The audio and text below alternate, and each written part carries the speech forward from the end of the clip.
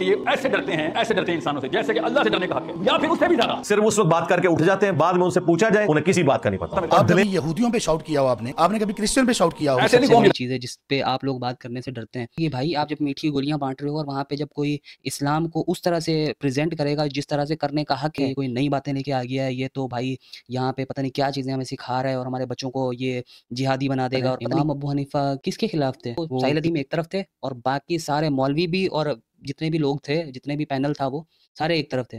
वाक़या करबला समझने के बाद हो ही नहीं सकता कि उसको दीन समझना है, और जिसने समझा है और फिर भी उसको वो अगर दीन को उस तरह से प्रेजेंट नहीं करता, वो फिर धोखेबाज है। सुनना है और अमीर की तुमने इताअत करनी है। 2010 से मुफ्ती साहब को जानता हूँ, इसका प्रूफ के साथ जवाब दूंगा कि किस तरह से चीज़ों को मैनिपुलेट करते हैं और किस तरह से चीज़ों को उस तरह से प्रेजेंट नहीं करते जिस तरह से करनी चाहिए। अस्सलामु अलैकुम। ये एक वीडियो है साहिल अदीम के हवाले से। इसमें साहिल अदीम साहब को एक्सपोज़ किया गया है। कुछ चीज़ें हैं जो मैं इसमें क्लियर करूँगा और कुछ चीज़ें हैं जो जिसका ना मैं प्रूफ़ के साथ मैं दिखाऊँगा, जिसमें कुछ मौलवी हज़रात हैं जिन्होंने कुछ बातें की हुई थी, तो उसको मैं प्रूफ़ के साथ दिखाऊँगा आपको कि ये कितनी बात ठीक है इनकी, कितनी गलत है, कौन इसमें ठीक था, कौन गलत था। रोज़े मैसे को जब अल्लाह सवाल करेंगे तो क्या वो सिर्फ इनफरादी के होंगे या इज्तिमाई के भी? 7 अक्टूबर का मुकदमा हर बालिग से आखिरत वाले दिन होगा। अल्लाह की कसम होना, ये हो ही नहीं सकता। 30,000 बच्चे मर गए हों और हमसे सवाल ना हो। अवामुन्नास जो टैक्स दे रही है, जिन टैक्सेस के जरिए फौज की तनख्वाहें, जुडिशरी की, पुलिस की जाती हैं, एक आम मुसलमान जिहाद और किताल के हवाले से बिल्कुल बरियुज़्ज़ुम है, उससे कोई नहीं पूछा जाता। अल्लाह कहते हैं अच्छा, पहले एक्सपोज़ इनका ये था कि साहिल अदीम ने क्योंकि कहा है कि हर बंदे से सवाल होगा, तो ये एक्सपोज़ किया है उन्होंने इंजीनियर साहब का क्लिप लगा के कि इंजीनियर साहब ने इसका जवाब दिया है कि भाई किसी आवाम से इसका सवाल नहीं किया जाएगा। तो इंजीनियर साहब की तो बहुत सारी ऐसी बातें हैं कि मैं भी क्या कहूँ। चलें, किसी हद तक ये वाली बात मानी जा सकती है कि यार स्टेट का काम होता ही है। ये चलते हैं। ये ऐसे डरते हैं इंसानों से जैसे कि अल्लाह से डरने का हक है, या फिर उससे भी ज्यादा। सिर्फ उस वक्त बात करके उठ जाते हैं, बाद में उनसे पूछा जाए उन्हें किसी बात का नहीं पता होता। और दिलेरी इतनी है कि उनसे पूछा जाए आप टीएलपी को जानते हैं, कहते हैं हम टीएलपी को जानते ही नहीं, खून गरमाते हैं। इट शुड बी इंजीनियर साहब की इस वीडियो को तो मैं जवाब दे चुका हूँ। इस पे मैंने पूरी वीडियो की है, इनकी जो पूरा क्लिप था उस पे मैंने वीडियो बनाई है। तो इंजीनियर साहब ये लिबरल के फेवर में ये बात कर रहे थे, तो खैर इस पे ज़्यादा बात करने की ज़रूरत नहीं है। इंजीनियर साहब के हवाले से जो अहम बातें वो आगे हैं। सरप्राइज टू यू कि मुझे टीएलपी के इंफ्रास्ट्रक्चर को और उनकी मैं उनसे मैनिफेस्टो आपसे मेंबरशिप कमेटी थोड़ी पूछ रहा, बट उनके जनरल बिलीफ तो सबको ही पता है। क्या है उनकी जनरल बिलीफ? I'm asking- मुझे तो पता ही नहीं है, मैं आपको बता रहा हूँ। कहते हैं हम टीएलपी को जानते ही नहीं, क्योंकि उन्हें पता है इसराइल तो इधर नहीं पहुंच सकता, टीएलपी तो मेरे घर पहुंच जाड़ के। गल है वो मीम इस बात का मैं जवाब दे चुका हूँ, मेरे चैनल पे वीडियो है इसके हवाले से, तो आप देख सकते हैं उस पर। मुझे याद आ रही है कि कांप काहे रहे हो। I don't know if you seen it. आपको बात करने का अंदाज, तरीका, सलीका, अखलाक तो होना चाहिए ना कम से कम। इस दिन का क्या करना है जो मुसीबत में नहीं काम आता मेरे। आप कभी यहूदियों पे शाउट किया हो, आपने कभी क्रिश्चियन पे शाउट किया हो? ऐसे नहीं कौम यूनाइट। अच्छा, यहाँ पे ये मौलाना साहब जो हैं ये कह रहे हैं कि भाई इन्होंने कभी यहूदियों के खिलाफ बात नहीं की और ईसाइयों के खिलाफ बात नहीं की, ये मौलवियों के पीछे पड़ गए हैं। मज़हब की बुनियाद पे यहाँ पे चीज़ों को नहीं देखा जा रहा है, स्टेट की बुनियाद पे देखा जा रहा है। हो जाती होती है कि हम इकट्ठे इफ्तारी करते हैं। आपने कभी इस पर शाउट किया हो कि तौहीद भी कोई चीज है? आप आ जाके मौलवियों पे शाउट करते हो। अगला बंदा तागूत की बात कर रहा है, ठीक है। तागूत की अगर कोई बात करते तो उसमें शिर्क, वैसे तो शिर्क की भी बात करते हैं, वो हर एक चीज़ की बात करते हैं, लेकिन तागूत जो सबसे बड़ी चीज़ है जिस पे आप लोग बात करने से डरते हैं, तो तागूत में शिर्क भी आ जाता है आपका। जितने भी आपके छोटे मोटे जो शिर्क है ना, जो अभी आपने तागूत के हवाले से जब भी ये कंट्रोवर्सी चली थी, जो आपने छोटी छोटी तारीफ़ें की थी तागूत की, तो वो शिर्क ही होता है, वो शिर्क भी होता है, तागूत भी होता है। तो वो तागूत की कैटेगरी में वो चीज़ें आ जाती हैं। डिग्री खत्म हो गई मेरे सामने। आइंदा कोई बंदा मेरे सामने मुफ्ती ना बोले अपने आप को, फिर देखें मैं किसा क्या करता हूँ। मुझे तो पता है डरपोक लाचार है। भाई आपकी बहनों का रेप हो रहा है, बच्चे कत्ल हो रहे हैं, आपको यूनिवर्सिटी की पड़ी हुई है। आज मेरी फलां जगह पे टॉक है, आप जनाब सूटेड बूटेड होते हो और जाकर कैमरे के सामने बैठ के तुम्हारी ऐसी की तैसी, मौलवी ये वो, तुम्हें ये पता नहीं, तुम्हें वो पता नहीं है, बेटियां कट रही, ये हो रहा है। अगले दिन एक नई पॉडकास्ट के लिए तैयार। अच्छा, इन्होंने ये तंज किया है, इन्होंने अपने हिसाब से बहुत बड़ा तंज किया है। यूनिवर्सिटी में क्या ये वहाँ पे नाच गाना करने जाते हैं या उनको बोलते हैं ये जो आपका शिर्क वाली आपकी बहुत बड़ी आपने ये बात की है, तो उनको शिर्क सिखाने जाते हैं। वहां पे जाके क्या करते हैं वो? तुमने क्या मजाक बना रखा है भाई? आप कहना जी आराम तहम्मुल से बैठ के ये देखो कि अल्लाह ने क्या फरमाया, अल्लाह के रसूल सल्लल्लाहु अलैहि वसल्लम ने क्या फरमाया, सहाबा की अकवाल हम उठाते हैं वन बाय वन, सारे इसको स्टडी करते हैं और देखते हैं इनको आज कैसे अप्लाई करना। और नहीं जी इसका टाइम नहीं है, हमें जल्दी जल्दी बताएं क्या। ये कहते हैं वक्त नहीं है। अच्छा भी वक्त क्यों नहीं है? अभी आप लोगों की फ्लाइट है, फलस्तीन जा रहे हो, जिहाद के लिए जा रहे हो? अगर जा रहे हो तो फिर तो अल्लाह आप लोगों की हिफाजत फरमाए। आप पहुंचे इंशाल्लाह, हम भी आपके पीछे पीछे आ रहे हैं। आप ये इन्होंने अपने हिसाब से तंज किया। एस्टेब्लिशमेंट से इख्तिलाफ करते हैं 100 दफा करें, लेकिन स्टेट के खिलाफ आप लोगों को मत लेके जाओ। इन्होंने क्या किया है, जाके बैत कर लिए इस चीफ ने जो उलमा की कॉन्फ्रेंस बुलाई और सब ने कह दिया नहीं सर आप बात। ये हमारे सामने ये चीज़, और ये सब ने देखी थी। ये जब ये हुआ था मामला, हमारे उलमा ने ये क्या किरदार अदा किया था तो सब ने देखा है ये चीज़। ये इसमें किसी को कोई शक नहीं है।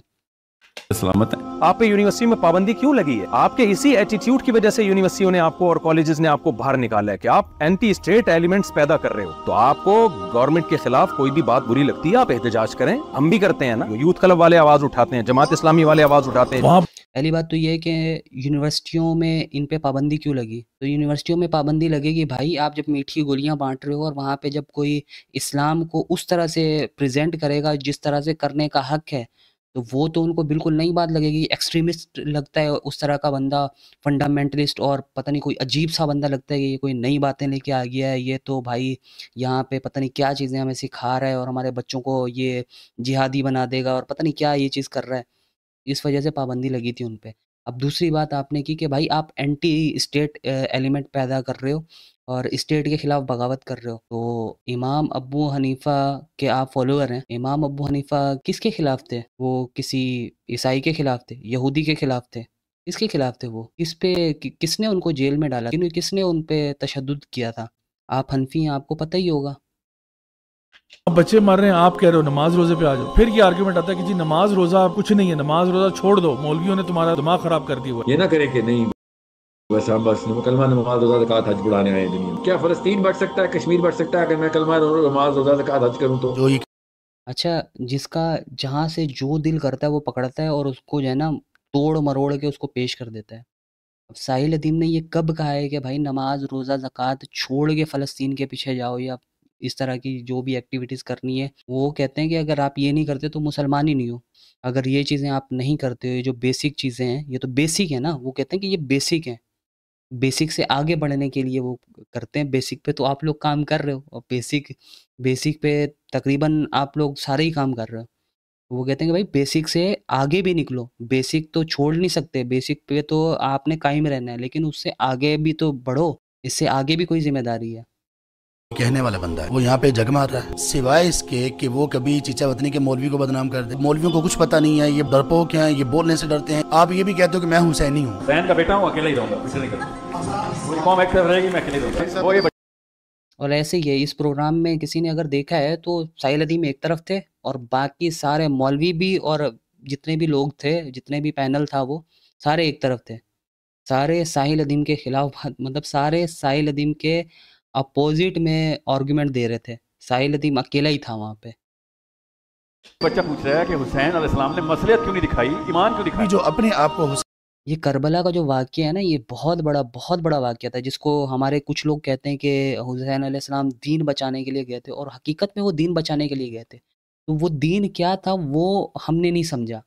दीन बचाने गए थे, तो दीन क्या है वो समझें तो सही है वाक़या, तो आपको पता चलेगा कि दीन क्या है। ये जिसने ये हुसैन अलैहिस्सलाम का वाक़या समझ लिया, वाक़या करबला समझ लिया, वाक़या करबला समझने के बाद हो ही नहीं सकता कि उसको दीन समझना है। और जिसने समझा है और फिर भी उसको वो अगर दीन को उस तरह से प्रेजेंट नहीं करता जिस तरह से प्रेजेंट करने का हक है और जो हकीकी दीन है, तो वो फिर धोखेबाज है। इसी तरह से मैं अभी कुछ अरसे में कुछ चीज़ें आगे करूँगा जिसमें मैं दिखाऊँगा किस तरह से लोगों को कंफ्यूज किया जाता है, क्योंकि मैं ख़ुद भी कंफ्यूज रहा हूँ। तो मैं ऐसे ही ये बात नहीं करूँगा। मैंने जो चीज़ें फेस की, जो एक्सपीरियंस की है, तो मैं इंशाल्लाह मैं इसको आगे क्लियर करूँगा।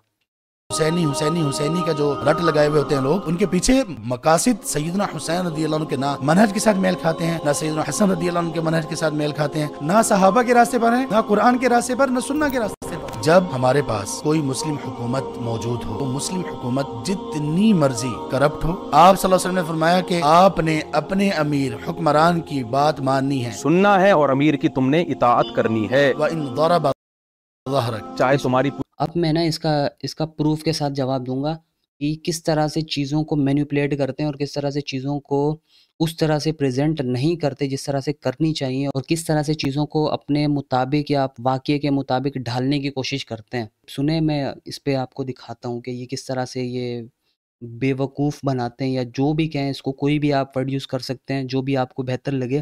पहले ये इनकी बात सुने।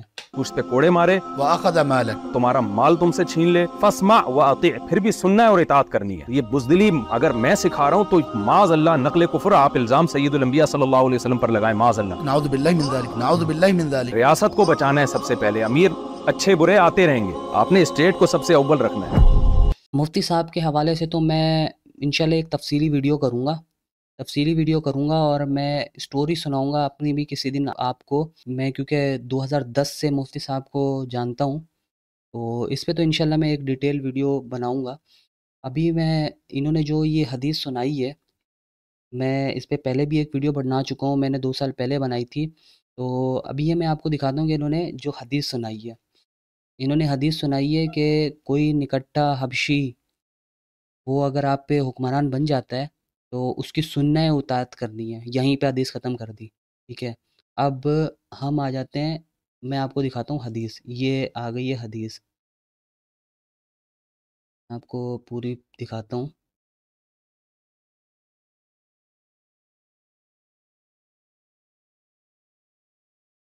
ये आ गई है पूरी हदीस।